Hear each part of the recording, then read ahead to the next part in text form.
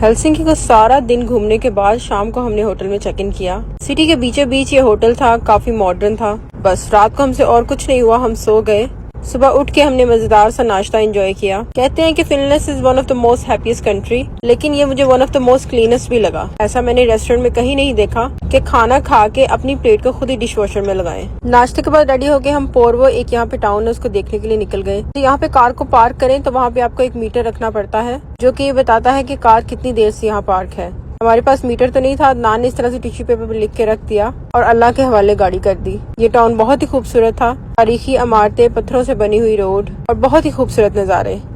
जैसे ही हम गाड़ी में आके बैठे, गाड़ी से ना हमें हल्की सी स्मेल आई। अब क्योंकि हम रोड ट्रिप पे हैं, गाड़ी को कुछ हो तो दिल बहुत घबराता है, लेकिन बाद में पता चला कि वो स्मेल इस वायर के जलने की वजह से थी। शुक्र अल्लाह का, सही सलामत हम अपने होटल में वापस आ गए। सारे बैग आज हम होटल के रूम में ले आए थे, क्योंकि मैंने इनको रीपैक करना था। जो लॉन्ड्री की हुई थी उसको सबके बैग में डालनी थी। कपड़े हम पहन चुके थे, उसको नीचे रख के नए कपड़ों को मैंने ऊपर रखना था, इसलिए सारे बैगों को मैंने रीपैक किया। अच्छा, हम जिस भी होटल में स्टे कर रहे हैं ना, हम सारे बैग नहीं लेके जाते, हम सिर्फ एक हैंड कैरी लेके जाते हैं, जिसमें हमारा टॉयलेटरी, हमारे चार्जर्स और बहुत कुछ जरूरी सामान होता है। फिर अगले दिन सुबह उठ के गाड़ी में से कपड़े निकालते हैं और रूम में आके रेडी हो जाते हैं। इस तरह टाइम भी बहुत सेव होता है और हर दूसरे दिन सारे बैग निकाल के अंदर लेके नहीं जाने पड़ते। मैंने सारे बैगों को रीपैक किया, फिर मैं और अदनान बैगों को गाड़ी में छोड़ के आए। जब मेरे बैग रिफ्रेश हुए तो मुझे लगा मेरा माइंड भी रिफ्रेश हो गया है।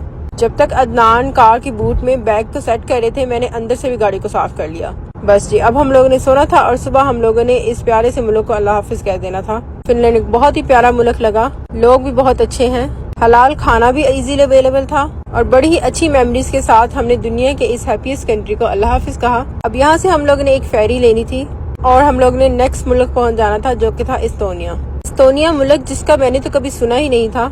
यहाँ पहुँच के पता चला कि दुनिया का सबसे क्लीन कंट्री है। मुझे इस मुल्क ने बहुत सरप्राइज किया। यहाँ की ट्रैफिक का निज़ाम, यहाँ की टूरिस्ट अट्रैक्शंस, सब कुछ ही बहुत लाजवाब था। फेरी से हम लोग डायरेक्ट ही इसका सिटी घूमने चले गए थे। होटल में आके चेक इन किया, थोड़ी सी स्विमिंग एंजॉय की और फिर शाम को हमें नादिया और उनकी फैमिली ने अपने रेस्टोरेंट में इनवाइट किया था। इसके लिए हम रेडी हो गए। इससे पहले पेट्रोल भरवाया कि रेस्टोरेंट पहुंच गए। ये बात तो सच है, कुछ देर बाहर के खाने खा के आपको अपने खानों की क्रेविंग होना शुरू हो जाती है। इनके रेस्टोरेंट में आके हमारी पूरी हो गई। हमें मजेदार सी बिरयानी खिलाई। बच्चों के लिए हम लोग ने पिज्जा मंगवा लिया, यानी चिकन और मटन दोनों की थी और बहुत ही लाजवाब थी। साथ मजेदार सी हलीम और दाल गोश्त भी था। देखने में ये जितनी मजे की लग रही है, खाने में इससे भी ज्यादा मजेदार थी। अगर आप भी एस्तोनिया तालिन में हैं तो जरूर जाइएगा इनके रेस्टोरेंट। मुझे पर्सनली नादिया से मिलके बहुत मजा आया। शक्ल और खुश अकल ऐसी कंपनी जिनके पास बैठ के आप घंटों बातें कर सकते हैं, बहुत कुछ सीख भी सकते हैं। मिलते हैं अगले ब्लॉग में। For more update stay tunes.